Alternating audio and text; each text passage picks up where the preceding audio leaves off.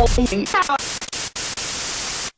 West Winter. And I've seen things and been through things that somebody like you in your little pearly loft couldn't even relate to. And if you're asking me to share stories with you that are frankly none of your business, maybe I'll give you a couple and maybe you'll take the little smug look off your face. But I can date back to when I was 11 years old. I'm minding my own business and I'm in a park.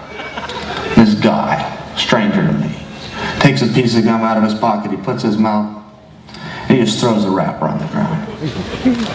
He publicly litters. He just publicly litters. And I saw that. I had to see these things at a young age. Sure, somebody came along, somebody picked it up, somebody threw it in the trash can. But for the few moments where that sat on the ground and the law was violated right here in my neighborhood, what about the time I'm on the sidewalk and I watch a guy cross the street and he's not even within the lines? He's publicly jaywalking. There was a police officer standing right there. He didn't do anything. He didn't do anything. We have chaos. We have anarchy at times in Westland. You know, you look at me. There was years where my father didn't even make $100 grand. Or barely made $100 grand. And sure, we had a maid, but she only came twice a week. What do you think happened the other 5 days? You think those dishes washed themselves? You think those clothes got themselves in the hamper? My neighbors were twins. They got a Mercedes for their birthday, but just one. They had to share that car. They had to share that car. Who gets to drive today? I had to see these things. You ask me about being a gangster, you think I'm scared to go to Brazil? You haven't seen the things I've seen. You haven't been down that way. You haven't been to the mean streets of Westland, Oregon. Ladies and gentlemen, please welcome Chael Sonnen.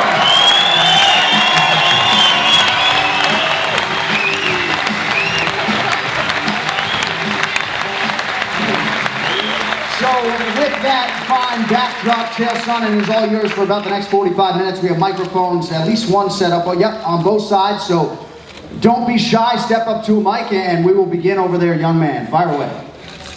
Chael, to England. I appreciate that. Thank you. Big fan, mate.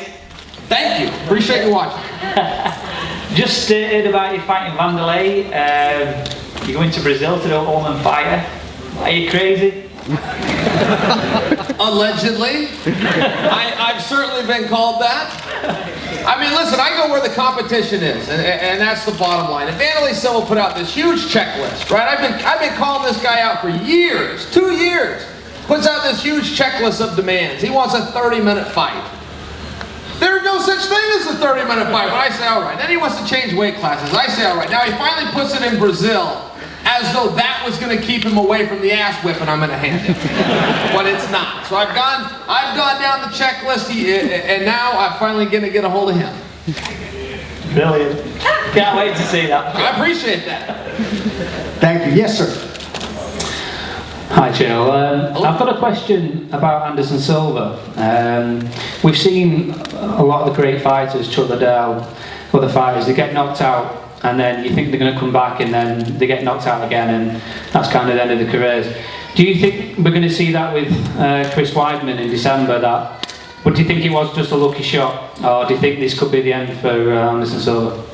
Well, you know, look, it was definitely a lucky shot, as you say. You know, he kind of threw his hand and he caught him. But I didn't think Chris was going to knock him out the first time. So do I think it'll happen again? No, I don't think that's a very likely scenario. Now, Ray Longo, Chris's trainer, did predict a knockout. He predicted a knockout the day that fight was signed, which really surprised me. Kenny Floor and I were in UFC Tonight, and Ray came on and predicted that, and we thought that it was propaganda. We thought they were just putting out misinformation, if you will. And sure enough, he went out and he dominated on his feet and he landed that shot. Will he land it again? I don't know. In boxing is really where that term comes from, where they say, you know, a fighter can, you know, if he suffers a loss, be a knockout, it can ruin his career. And we haven't seen it a lot in MMA. I do recognize the references you made. I don't think so. I think Anderson's got more left in his chin. And just one other question. How are you actually going to get in and out of Brazil alive? You know, Are you going to charter a plane? Are you going to go on Dana's private jet? Or? I really don't know the answer to those questions, you know. Are you well insured, Chael? I will tell you this. It's like I told them the first time. They can send anybody they want, but don't send anybody you want back. Good to see you, Manchester. Appreciate that. Hi, I'm Tyler. Well, you didn't have to get all dressed up. No, this is just a casual event. Well, actually, I'm gonna ask you your opinion on my T-shirts. All right, let's see it. That's a good vote right there. I have a favor to ask. All right. We're from Norway. We're making a TV show, and Anders, sitting down there, is a big Silva fan, and I'm, of course, a huge Chael Sonnen fan. And I need your help to convince him to root for you for the next Ultimate Fighter. Well, I appreciate that, but I would encourage your friend to cheer for whoever he wants. That's why we do this, because I've got my fans and Vanderlei's got his fans, and I don't see anything wrong with that. Thanks. August 16th, 2012, 13, last year. 2012. Yeah, I tweeted a picture just after lunchtime, which you direct messaged me back to. I've brought along my son today. We travelled 2 hours, 2 and a bit hours in the car. I sat up there with my wife and another 2 kids. We named him Chael after the best middleweight in the world. I am truly flattered. And I remember the tweet and the photo. I'm just wondering if, well, not now, maybe after this, if I can get 2 minutes of your time just to get a picture. I absolutely promise you, yes. You got 2 minutes. Okay, thank you very much. My pleasure. I'm very happy to meet you. I actually asked for a picture with baby Chael today, and I think I ruined his day, so I do apologize for that. But you'll get the real thing after the Q&A. Yes, sir. Hi, Chael. I've got a couple of questions, if that's okay. All ears. The first one I was going to ask, you've already answered, is just how mean are the mean streets of West Slim, Oregon? That's a rough place. Gotta watch yourself. 2 questions about 2 of the most difficult moments in your career. The first one, the second Anderson Silva fight when you got knocked out. I might be a bit biased, but I think that knee hit you in the chin. And we only got 1 replay. Oh, is that the question? You know, What about, was it 70-30 or 60-40 or? let me say this. I do not dispute the outcome. I do not dispute the way that was called. You know, in this sport, we follow the rules. And one of the rules is when there's something close, we go off of the referee's judgment. We don't go to instant replay and squabble about it later. And I could have just as easily thrown that knee. And if the ref leans in my favor, then that's it and that's final. And that's final. We've got 1 replay. I understand. I know where you're going with this. You're not wrong. You're not wrong in your way of thinking, but I do not dispute how that went down. Is there a video in Uncle Dana's desk? That's where it is. It could be. It could be. The second question is about WEC. Prime time in that special, you said, don't know the exact quote, but you said, everything I've had, I'll give it all up to be champ for 1 day. And then in WEC you fought Paulo Filo, and he didn't make weight. And then you beat him, but you didn't get the title. You didn't get to become world champion. So how did you feel taking that fight and then afterwards?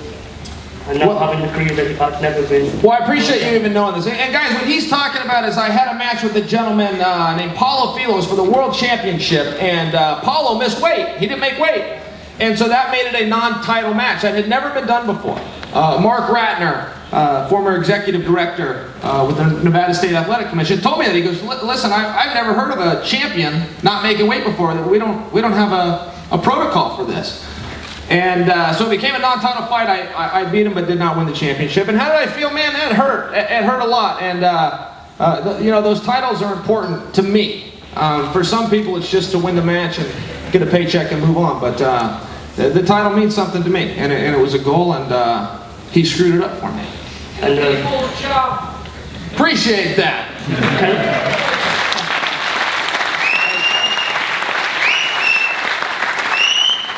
Can I also have a picture with the American gangster. Absolutely. From now on, though, unless you have a kid named Chael, no photos after the Q&A. That's going to be a long line. Did you get your steak from Silva's wife? I never did.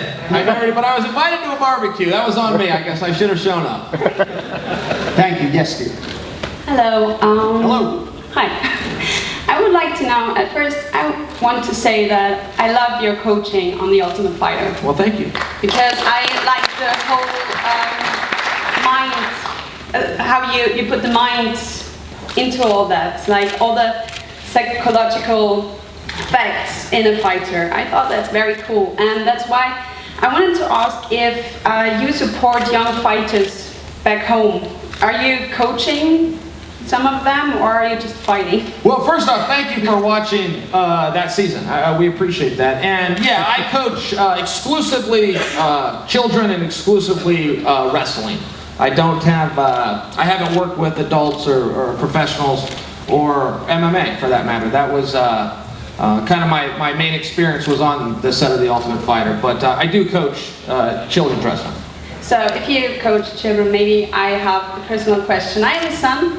He's 2 years old, and okay, he's too young yet, but He's too young, yes. Is there an advice you could give? Like, when should he start which sport? Like, I'm from Austria, so I came a long way here.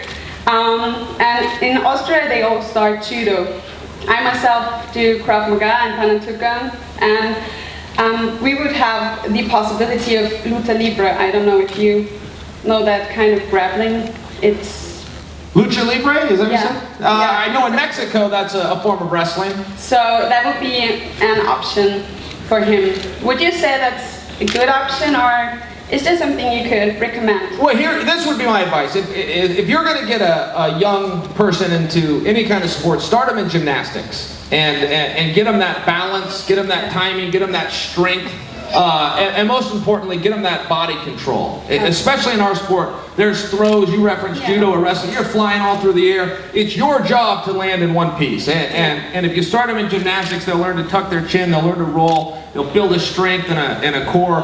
I would start them in that. When you finally do get them into sports, I don't think they have to be old enough to win, but they need to be old enough to want to win. Yeah. And if you're pushing them into it, it's too early. When they come to you, and they say, I want to be a champion, show me how to do it, get them in the car and take them to practice. Okay, thank you.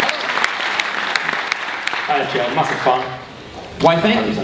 I appreciate that. I just want to ask if your eyes are still on gold, and if so, at what weight? Yeah, absolutely. You know, I really think that's the only point to our sport. And you know, when I started this, there was no money or fame or opportunity to talk to people like this. It was just about winning the championship. It was just about intrinsic value and trying to chase your own goals. So for me, that is the world championship. And as far as a weight, again, when I started this sport, we didn't even have weight classes. It was everybody against everyone. And you know, 185 or 205, that's only 20 pounds. That's basically the same thing for me. Sure. And second question: when you beat Rashad, do you think you'll have to give up and retire? That Rashad will? Yeah. Oh, I hope not. Will he have to retire? No, he's coming off a win, as a matter of fact, over Dan Henderson. So no, I don't think so. I think Rashad's going to be around a while, and I think he's another guy that's going to chase the goal.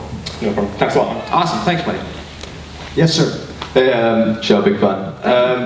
Just wondering, you've started to make your way through a lot of Brazilian fighters now. You've done the Silva fights, now Shogun, and you've got Wanderlei coming up. I was just wondering if Belfort's still on the horizon. Is that a fight you'd be up for in the future? Yeah, I mean, I've been trying to fight Vitor for a long time now, and I think Vitor's awesome. I think Vitor is probably the second scariest guy in the UFC right now, right under John Jones. But I think he's beatable. I think I can beat him, and I really don't care either way. I'm gonna go punch him in the face repeatedly. It's not. Now, I think Vitor's always been good, and I just got done training with Dan Henderson. And the last time I worked out with Dan Henderson is before the first time he fought Vitor, and he whipped Vitor. He dominated him. You know, they went out and they fought hard, but Dan dominated that fight. I can tell you, Dan is better now than he was then. I don't think Vitor's better. I think Vitor was very good back then, but I don't think he's better now. I think he just got a different haircut. And also, I brought my copy of your Bible. Well, I hope you enjoyed being I'm loving it. It's amazing. Would it be okay if you give it a quick signature? Absolutely. Bring it on.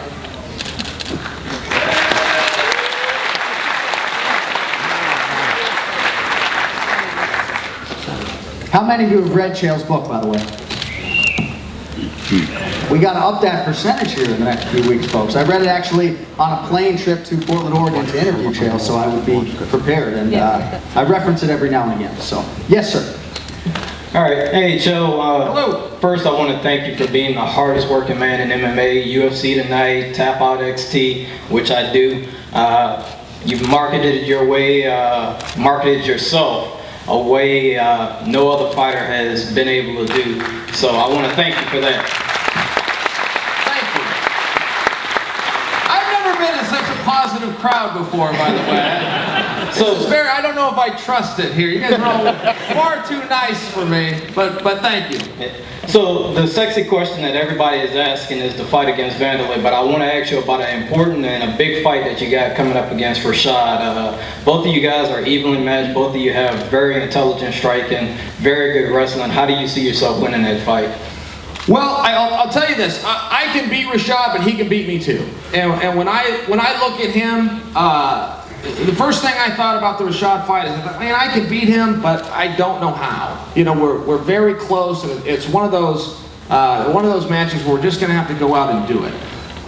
Dan Henderson just fought him. Every time I have a fight, I call Dan Henderson and I ask him, can I beat this guy? And since I was 20 years old, it didn't matter if I said I'm taking on King Kong, Dan Henderson will say, yes, you're going to kick his ass. I asked him if I could beat Rashad, and he said, possibly. And he had just got out of the ring with him. So, you know, my point is Rashad is very good, and that's just the way it goes. But you got to fight them all. That's just the way it goes. All right. Thanks, brother. Good luck. You got it, man. Thank you. Chael, I've got a serious question to ask. There's never been a death or a serious injury in the UFC, God forbid. There's been a lot of high-profile fighters who've been busted for steroids over the last few years. If there ever was a fighter that was killed in the ring by like a one-punch knockout or a kick to the head, and they were never to recover, and it turned out after the fight that fighter had been using performance-enhancing drugs, what would the situation be with that fighter? Do you think that fighter should face manslaughter charges? Obviously, the more powerful, the faster, the stronger. You know, they might not have happened if they've been fighting fairly. I've asked that question to Joe Rogan before, and he kind of took the piss out of it. Yeah, well, I think it's a pretty valid question. It's a very sophisticated question, and you know, I'm not a lawyer, but I like to pretend to be one on TV type deal. I think that guy would have some real problems. You know, the commission sanctions these fights. They hold random tests, they hold post-fight tests, and they do a good job. But it isn't foolproof. And the main reason they do that is for that very reason. That when you're out there competing and you're trying to inflict damage, that it needs to be a level playing field. And I'm with you, God forbid that ever happens, but that's a very interesting question. It's a little above my pay grade. Thanks. Yes? Hi, Chael. Good to see you. Well, thank you. Nice to see you. I have a two-part question. First one, if you think of a tag team match, like in wrestling, like in WWE and WWF, what would be the most awesome tag team match in the UFC if you could choose every fighter, if retired or not?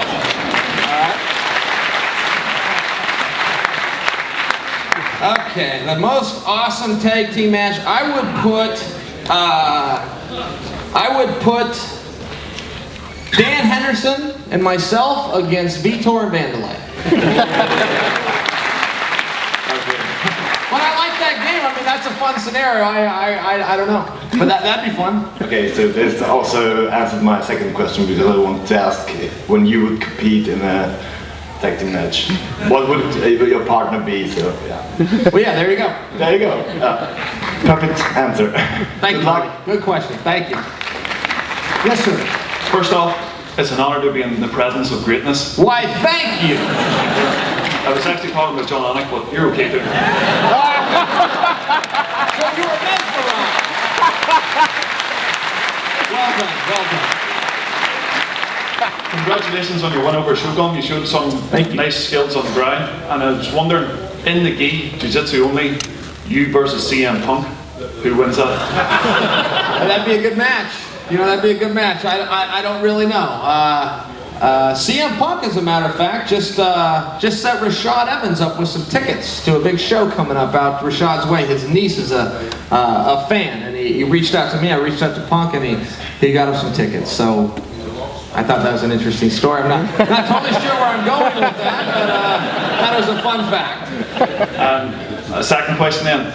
Well, no, Dana White has got great taste in music, and he even picks fighters' walkout tunes. I'm just wondering, how do you get to walk out to what? Do you walk out to?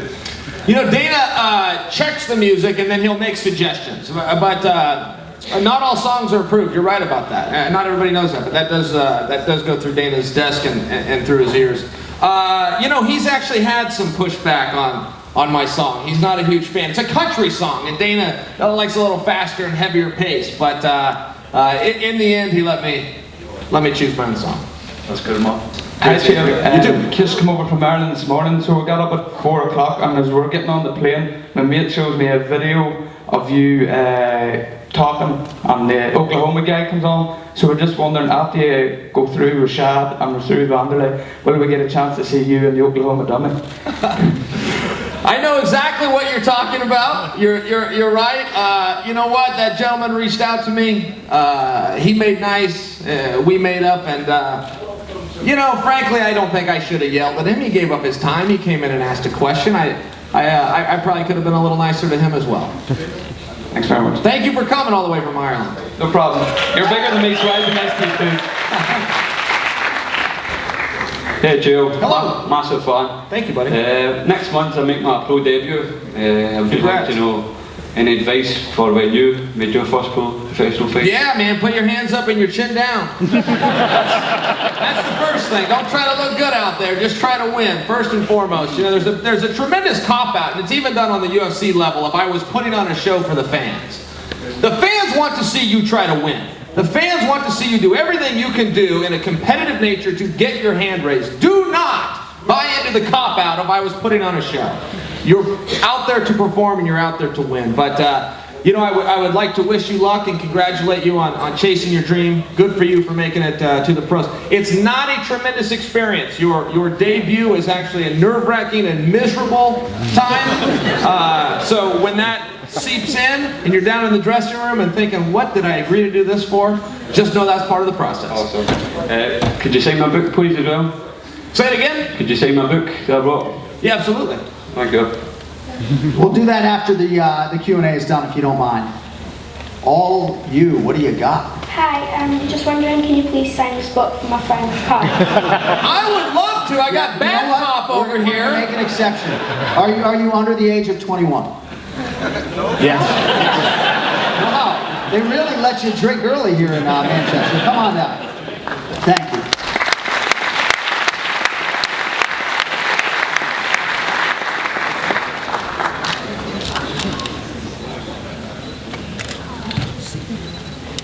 Everybody here have tickets to the fight, by the way? Not that I have them coming out of my pockets, but let's see a show of hands. How many people are not going to be in the arena tomorrow night? Oh, come on. Come on. Make it happen. All right, next question. Yes, sir. How you doing, Chael? Massive fan. Travelled down from Scotland to see you today. Welcome. It's two questions, actually. The first thing I wanted to ask you was about the Ultimate Fighter Brazil. How you think you'll find it actually coaching Brazilian guys as opposed to in the last show it's American guys and British guys as well? Listen, in Brazil there's a lot of talent, and in this industry and in this company, like any other, it's very hard to get into. There's a tremendous amount of competition, and the young men that are going to be given a chance to make it on the Ultimate Fighter, it's going to change their lives. It's a life-changing experience, and some of them will make it, some of them won't. But they're still going to have their opportunity. And this is not, when I raised my hand and said I'll be a coach, that did not mean I'm going to go on to promote myself or promote a fight against that knucklehead Vanderlei. I'm going on to coach. I'm going on to help these young men in whatever capacity I can. I will bring in the best coaches. We will be there on time, every day, and do the best we can to help their experience. This is their show. If it were my show, then I got to have the courage to get in the ring. But I don't. I got the courage to go stand by the guy and yell instructions that's in the ring. So this isn't my night. It's theirs, and it will be for them. Also, the other thing, you're cornering Luke Barnett tomorrow. I just wanted to know how he's looking, and do you think he'll get the W, and how? I do think he'll win. I think it's going to be a very hard fight, like it always is with Luke, but he's got a very tough opponent. Yeah, Andrew Craig is absolutely fantastic. He just beat Chris Lieben, who's a real veteran in the sport. Excuse me, I'm a believer in his opponent, but Luke is very sharp. He's very hard to deal with. He's got a very hard frame. You guys know who Luke Barnett is at Ring of Bell? I actually got his face here in my shirt. He's 6'6". He's very hard to reach, and I think Andrew Craig hits really hard, but he's going to have some issues dealing with that height. Well, thank you. Thank you. Yes, sir. Hey, Chael, massive fan. I'm just wondering how true was it when he said Nogueira was feeding the bus with carrots? Can you believe that? No. That really happened. That happened in Las Vegas, and then his brother was like petting him. Whoa! The story got even weirder. He was taking his belt off and like trying to lasso it. He was going to take the thing home with him. He got put in his backyard. I guess he's a horse fan. I don't know if this is a bad story. I'm just telling you the way it went down. Super, thank you. But Chael, first, really good book. I appreciate you having me. Can we get a signature afterwards? Absolutely. No problem. My question is, obviously we all know you, that you're very a lyricist, with all your poetry. Do you think you'll ever go into rap? And if you would, who would you do a collaboration with? No. The answer is no. I will not be going into rap, but a collaboration, you know, if I was to tell you like some guys I like from rap, I liked, I like Tone Loc. Do you remember him? That goes back. He's an older guy. Digital Underground when they weren't doing profanity. Yeah, well, the point is, I mean, I like the guys from my youth, from the very early 90s. Yeah. No problem. Cheers. All right. Thank you. Hi, Chael. My name's John P. And I'm from the mean streets of Glasgow, Scotland. Outstanding. My question is, what did you think of the Cain Velasquez fight? Do you think there's anyone out there that can beat him? And since you're not afraid of any man out there, do you think you'd give him a good shot? First off, Junior Dos Santos' cornerman needs to be cut. Period. That was beyond inappropriate that they sent him back out there. The doctor comes in twice. What that doctor was looking for, I have no idea. The referee didn't stop the fight, though he should have. Ultimately, it defaults to your cornerman, who you trust, who is like a father figure. And that guy let Junior Dos Santos down, period. The commission licenses these cornermen. I don't have the foggiest idea why. I guess just to take their $25. That should be the first cornerman that's suspended. That was beyond wrong what he did. And I would like to say this. You do not stop the fight when your fighter can no longer continue. You stop the fight when your fighter can no longer win. The second your guy can't win, you get him out of there. That fight should have been stopped way early. It knocked years off of Junior's life and career. That cornerman should be fired.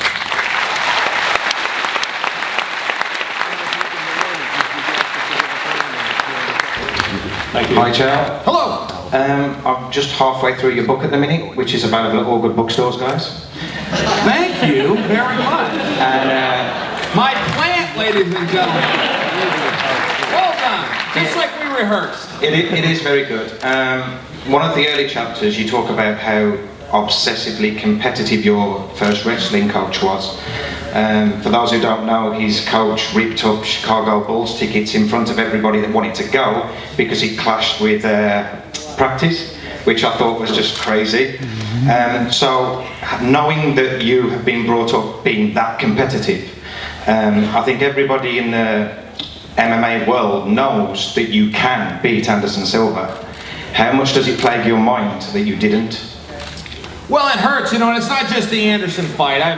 This may surprise you, but I've actually lost other fights as well. And those all really really hurt, you know. And I can remember wrestling matches from way back in my teenage years and younger, and those hurt too, you know. But that's competition. That's why we do it. It's a two-man sport, and one guy's going to win. And it hurts to lose. It's fun to win, but you got to be a good loser too. You know, you got to hold your head up. You got to walk out, and if you have a reason or an excuse or anything else, you keep it to yourself, and you let that guy have his moment.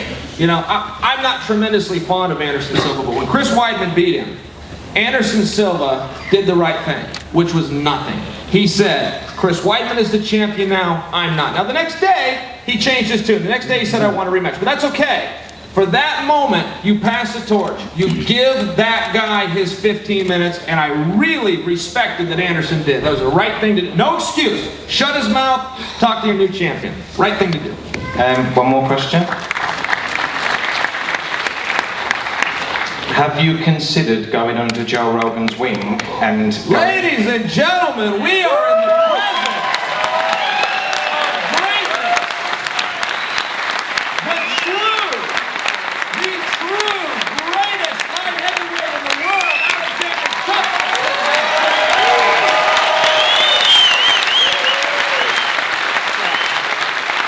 That wasn't meant to be a knock. I think John Jones fought his heart out. I didn't mean that as a knock, but I personally had it 3 rounds to 2 for this guy. I'm terribly sorry. What was the question? Have you thought of going under Joe Rogan's wing and going into stand-up comedy? I'm sure everybody here would buy a ticket and want to see that. No, I appreciate that. You know what? I have not, but I have seen Joe's performance a number of times. I go out, buy a ticket, and I wait in line, I watch him. He is very funny. If you guys ever have a chance, he's also got a podcast. Joe Rogan is surprisingly intelligent. He's a very well-read guy, and I don't think he sleeps a lot. I think he stays up and reads, and you learn something when you talk to him. I don't agree with Joe on basically every political view that he shares, but he's very hard to argue with because he will make you think. If you debate with Joe Rogan, you will go home and think. Well, I think you've got a career in stand-up. I appreciate that. You are an excellent judge of talent. Again, this was just like rehearsed earlier. Well done. Okay, the woman who asked you the questions before, it was my wife. And so I wanted to ask you if it's possible after the session, if you could sign us. Yeah, I gotta tell you guys, you really married up. Yes. I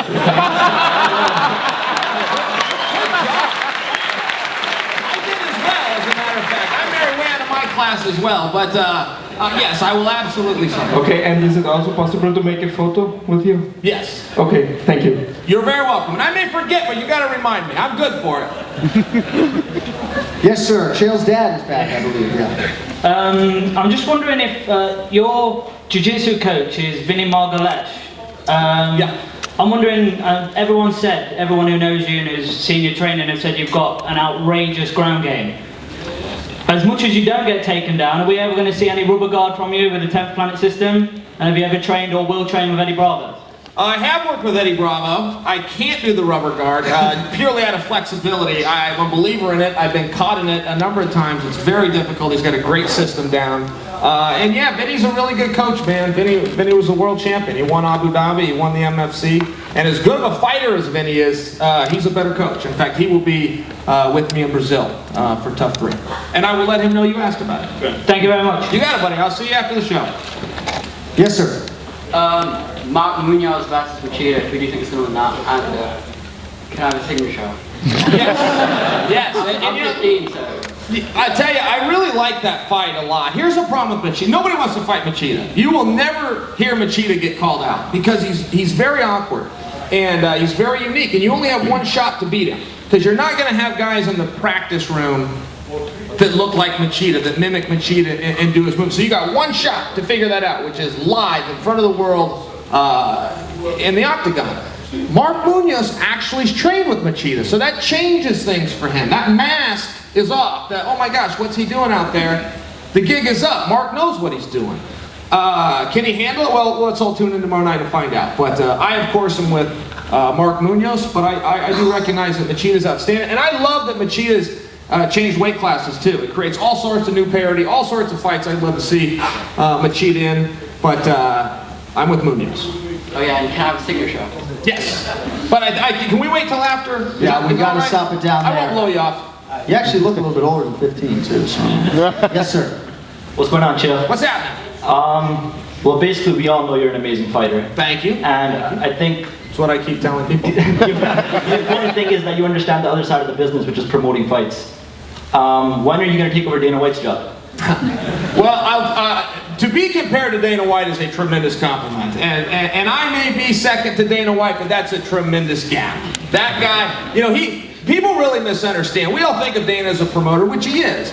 But he's also a producer. He has 6 shows that are on TV. He's got deals with trading cards companies, dolls. He's got video games. He's got magazines. This guy is tremendously diverse. And to take a business global is a very rare thing.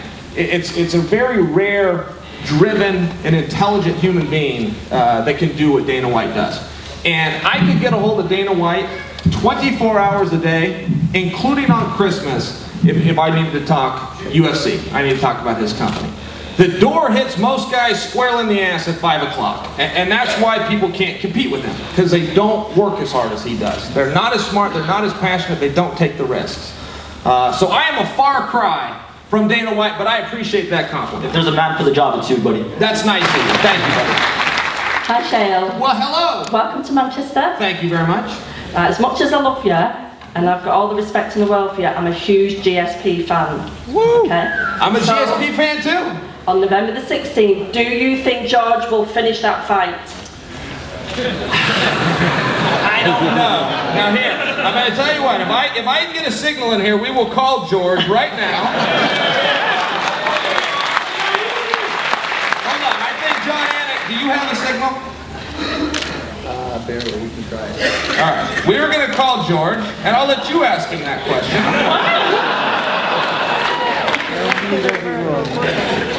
Now, I don't know what time it is in Canada. They still be sleeping? No, Is this going to make you nervous? What's your name? Elaine. Elaine, all right, we'll find out. All right. Oh, we're calling George. This is not a number that I have. Followed him for 12 years. You have speaker? You have something the kids call speaker? I got no bars in here. I know that probably seems like an excuse, but this is not happening. So. All right. I'll send him a text message. I'm good for it. Or he'll be watching this. I want to answer your question. You know, I love that fight. Here's what we have in this fight. George versus Johnny. Anytime there's a fight, whether it was Alex fighting or myself fighting, there's always a debate going in. Well, is that really the #1 contender? Is that not? And that's what keeps our sport going. We have to have that. It's extremely rare when everybody, including the guys in the division, step aside and go, Mr. Johnny Hendricks, please walk on by. You're the second best guy. We truly have the 2 best welterweights in the world that are going to collide. Yeah, and is Johnny in a little over his head? Well, everybody else has been so far, but this is the guy for the job. Win or lose, this is the guy that George For the first time in 12 years, I'm scared for George. I really am scared of him. And what are you scared of? That he'll get taken down or that he'll eat one of those right hands? He'll just knock him out. I think Johnny's going to do it.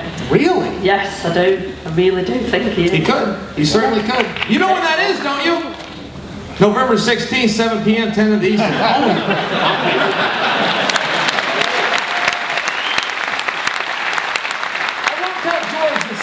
You said though, I'll just tell him I met a huge fan named Elaine. How's that? Yeah. All right. Thank you very much. Thank you.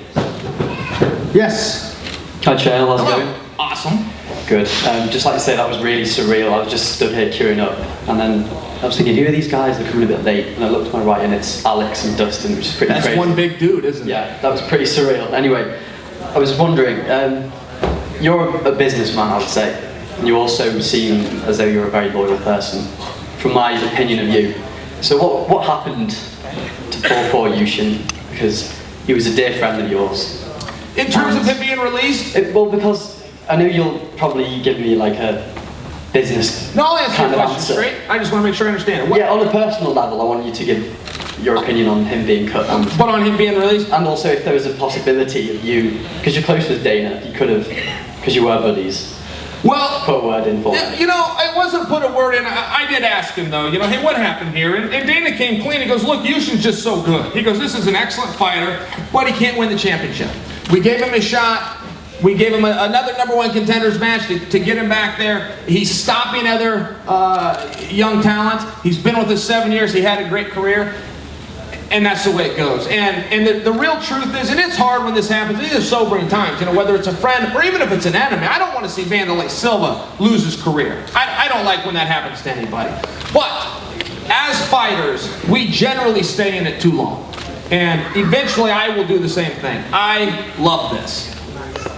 I'm going to stay in it too long. And somebody like Dana, who I trust, is going to grab me and say, man, you got to go do something else. And I don't think that Yushin has to do something else. He can still do the sport, but he's going to have to do it somewhere else for a little while. It's just the truth. Well, that's a respect answer a lot. Also, since we're still on Yushin, I was wondering if there's any chance, so we can live on in our memories, that you could tell the story about a drunken Yushin coming back to when he was staying. I think when he was staying at your house. Yeah, he wasn't drunk. Okay, so Yushin Okami. Let me set it up real quick. Please I'll tell the whole room. So Yushin Okami stays at my mother's house when he would come and train with me. My mom doesn't have a key to her front door. She has a keypad where you type in a code and the door opens up. Once you get inside the house, she has an alarm system that if you open the door, it begins beeping. You have 30 seconds, or it starts going off and the cops get called. So Yushin comes to my mom's house unannounced and at 1 in the morning. So my mom has no idea. He comes in from Tokyo and never thinks to like send an email first. He just rents a car from the airport, drives to her house and lets himself in. My mother, in her youth, was a 7-time trap shooting champion. So, and Yushin it comes from Japan, which is a lot like this country where they don't have guns. Even the cops don't have guns. So Yushin comes in and my mom is yelling. She can hear the beeping of her alarm. And she wakes up to this and she's yelling, who's there? And Yushin's not saying anything. Well, the other thing about Yushin is he doesn't speak English. He just understands his name, please, thank you, no, yes. So my mom says it again, who is there? So Yushin decides to answer her question by trying to come into her bedroom door. He's like, he's going to poke his head in and let her know, hey, by the way, I've flown in from Tokyo and didn't call. So he rattles the door, which is locked, so she gets out of bed and tries to go out the window. And my mom lives in the country. She get out the window. She'll be safe. You'll never see her again until she wants to be seen. Well, she falls. She can't get out the window because it's dark, so she goes and grabs the gun. She gives him one of those, and every word of English he understands. Yushin Okami, thank you, yes, Yushin Okami. He just keeps saying it. Over and over again. Thank you, Yushin Okami. So she goes to the door, and because she's holding the gun, and they don't have it'd be like if someone pulled out a gun here. You guys it'd be different than an American everybody in America's got a gun. We're an armed nation. He didn't know what to do. That's the whole story.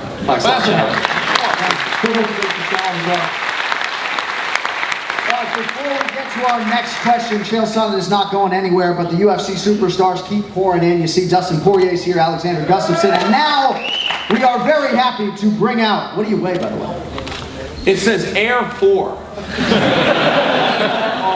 right, 217 leaning me. How about that? All right. Ladies and gentlemen, please welcome 2 more UFC superstars, Michael Bisping and Conor McGregor.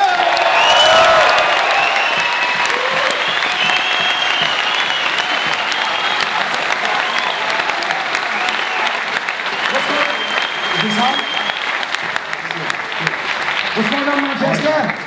What's going on, everybody?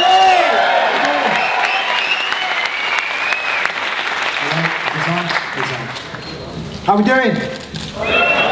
Listen, I just want to say first off, words cannot describe how disappointed I was to have to pull out of this fight. I was really looking forward to it. As soon as the UFC said they were coming back to Manchester, straight away I said, listen, I've got to be on that card. You know, injuries are part of the game. It is what it is. I'll be back in 6 months. I appreciate everybody that bought a ticket. It's still a fantastic fight card. The main event, I think, is an incredible fight. You know, to use the expression, it's going to be a sick night of fights, and I'll be there. So come and see me, come say hi, shake my hands. Conor will be there. We'll be there all week. I appreciate the support. Thank you all so much.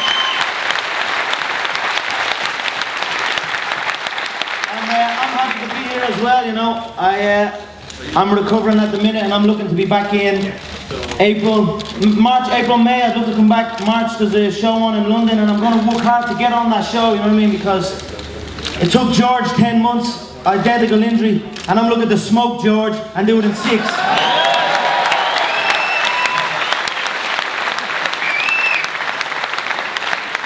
You got any questions? Good luck, can I just claim if you run the review shot? I had a feeling that was going to get brought up, but I'm staying out of this one. I'm not looking to get fired on my first day here, you know what I mean? So I'm just gonna chill out, keep quiet, and I'm just saying what everyone else was thinking. Let's be honest.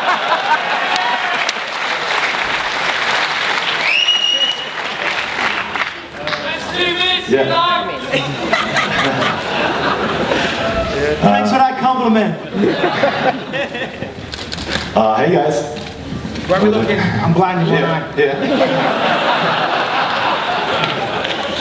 I still can't see you. Yeah. Put your hand up. Right here. No, I'm serious.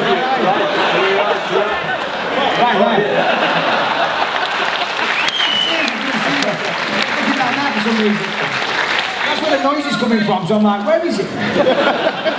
Yes, what can I do for you? First of all, just great to see you both guys. I really hope to see you on the card, and I'm really sad that you are obviously not there. But hope you're getting better soon, and yeah, see you. Thank you so much, man. I really appreciate that. Yeah, absolutely. I'll be back in about 6 months. Yeah. Just got to take it easy, let the eye heal. But the doctors have assured me it's going to be fine. It's just one of those things right now, unfortunately. But thank you very much. Too bad. I wanted to ask a question, also wrestling related again, because I'm a little bit of a wrestling nerd. I want to ask Chael originally, but maybe you all can answer the question. If you would be in the WWE, yeah, again, sorry guys, I'm a nerd. So, yes. I think we can stop if you would be in the WWE and you would be a character, what character would you be, and what would be a signature move? Listen, my friend, as The Rock says, know your damn role, yeah? This is the UFC. This is real life. We get in and we fight. It ain't no fake shit, you know what I mean? This is real life. Exactly. Someone else. Yeah, you know, is this on still? I can't tell. Mine's really low. Can we turn it up a little bit? I'm having to shout. Yeah, I'm a fan of that, and they've made their offers, but I'd say I made that my decision. I'm a loyal guy, and I know. Thank you very much. Can I tell you guys a quick story real fast? You know how sometimes you smell something that reminds you of another time? Maybe you smell like some cookies, reminds you of your mother or something. So something just happened. Something just happened when Bisping walked on the stage. I know where this is going. Don't tell him the punch. So Michael and I get matched up, okay? We're gonna fight. Now Mike, he's got an approach. This is hilarious. If you ever do a face-off with Bisping, you're getting headbutted. He's walking straight through you, and unless you can somehow stop him, he's coming right in. And he does this to me, and I'm looking at him, and he finally says, "What are you looking at?" I gotta tell you, man, you smell really good. He's wearing that same stuff right now. This guy, he smells fantastic up here. I'd like to see him. What are these pants you have on? Is this? What is this? What are them shoes you have on? This is where are they talking to? I took these shoes from the guy. Part of the rehab. Part of the rehab. It controls the blood flow to the leg. This is European style, my friend. I'm sure nobody argues with you. You're a rough guy, but I've never seen. This is slimline European. Outside of my wife, These yanks don't have the dress. He's kind of pants before. Them shoes talk better than him.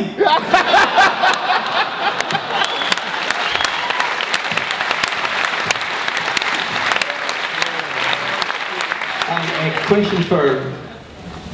Hang on one sec. Go to this young man over here first. Hi, I'd like to ask 2 questions to Chael.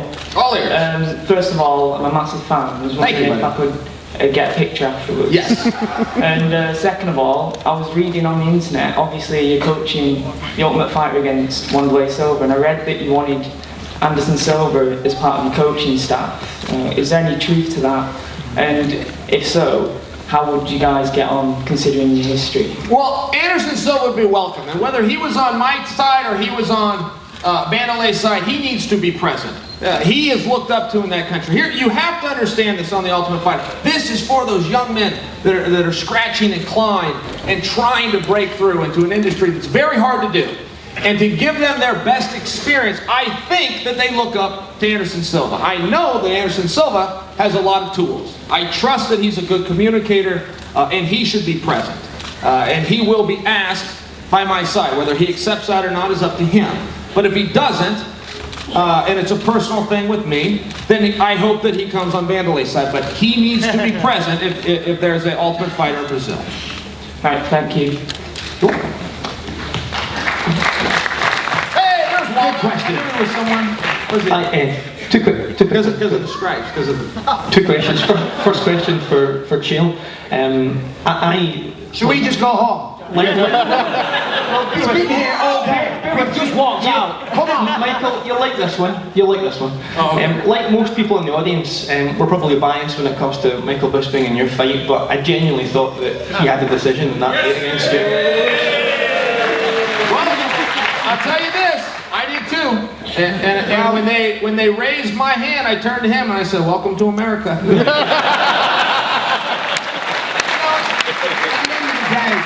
It was a really close fight, and you know, anytime it's a close fight, you can't be bitter about it. You know, the guy did a good job, and you know, regardless of who the opponent is, I'm saying. And if the judges felt it went that way, it went that way. You know, you're just going to get on with it. You know, there's no point crying about it. The question for Chael was, you know, Michael's wrestling's come on leaps and bounds. He's always been a really good striker.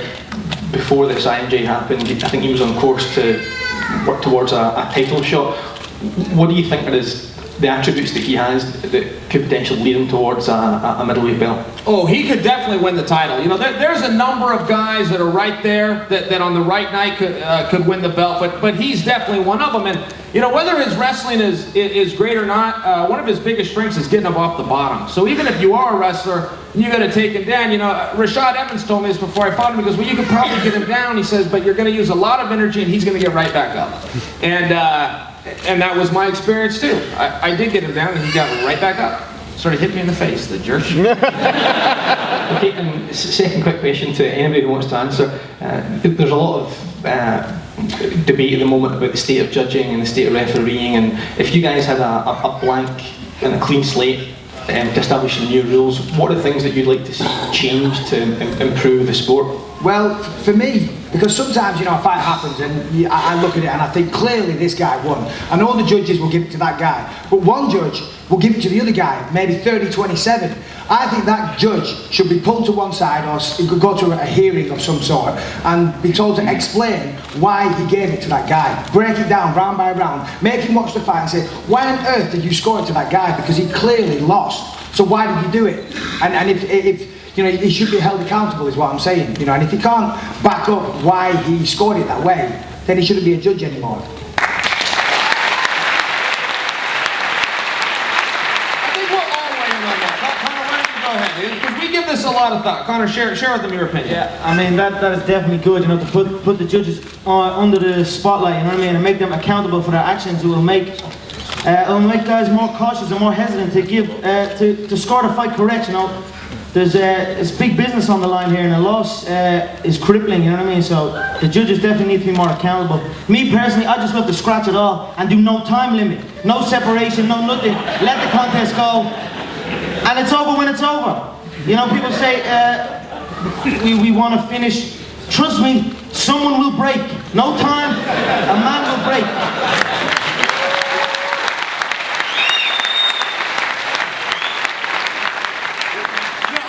Where I'm at on this, I would love to see the judges having hierarchy, similar like we do in martial arts, where you start, you know, at the white belt and you advance to a blue and a brown. There's no difference in judging. There's no difference in their pay structure. There's no difference in their level. Even colleges, you know, you get this degree and then you get this degree, and then, you know, I think there could be something like that. But our system is as good of a system as there is. And whenever you have people judging people, you're going to have controversy. But our system is very good. Now, with that said, the people within it can get it wrong. That's what we do as human beings. I could give anybody in this audience all the canvas and all the paint they want, but if they're not Picasso, they're not going to hand me back a masterpiece. Do you understand what I'm saying?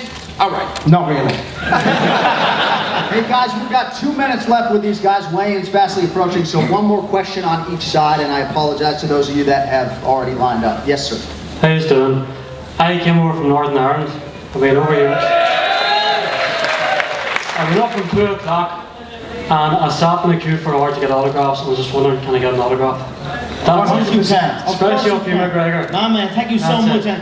And in that autograph sign, there was so many Irish people. You know, we love this fucking sport over here.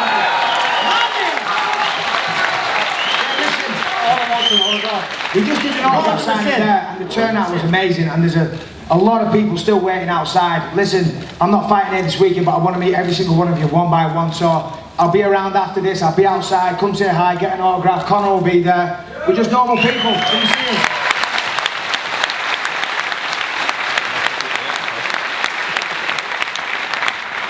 This is directed at anyone really, you could all answer it. I've just turned pro recently myself, had the first fight in July. I gave up a full-time job back in December last year. I won an amateur title the year before. I'm kind of going to try and get professional as high as I can really, but as you know there's not a lot of money in the sport. I'm from the Isle of Man, so it's a really small island, it's a little dot on the map, and it's a very small pool of fighters there. So there's only one club, it's the club I train with, and funding itself is really hard to get because it's not recognised as a sport amongst with our government, because we need a governing body. I've been told that to be registered with a governing body. Do you think that MMA, not necessarily UFC, but the MMA should have a governing body that can maybe then help out all of the kind of countries to get with sports fundings and stuff like that? Because at the moment there's nothing at all. 100%, you know, there needs to be a regulatory commission of some sort, you know, in the States, and this is the thing as well, and I think this will really help push the sport to more recognition, but more regulation is what it needs, because, you know, in America, if you want to become a professional fighter, you know, the commission come to the gym, they want to see you spar, and if you're not good enough, they don't let you do that, you know, you can't become a professional. Here, anybody can go buy a tap-out t-shirt, get a mohawk, right, and call themselves a professional kid, you know, so you go to these shows, and the level isn't very good because, you know, if somebody sees it on TV and they think it's cool and they want to do that. So if you had a regulatory commission, you know, it'd just add a whole new level of professionalism and just raise the bar for everybody involved. Show up, hit the gym, and forget money. You know what I mean? You just show up and do what you love. I collect the social welfare, made fuck all, made no money. No one from my country has done what I've done. I'm sorry here.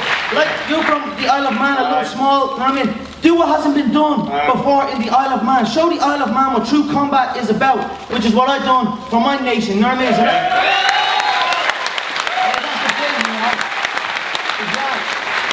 you've got to do it for the love of the sport, you know, and if you find success through it, then great, you know. If you think it's hard now, you should have tried it in the year 2000. It was a lot harder then, man. You guys have been absolutely unbelievable. Let's hear it for these guys.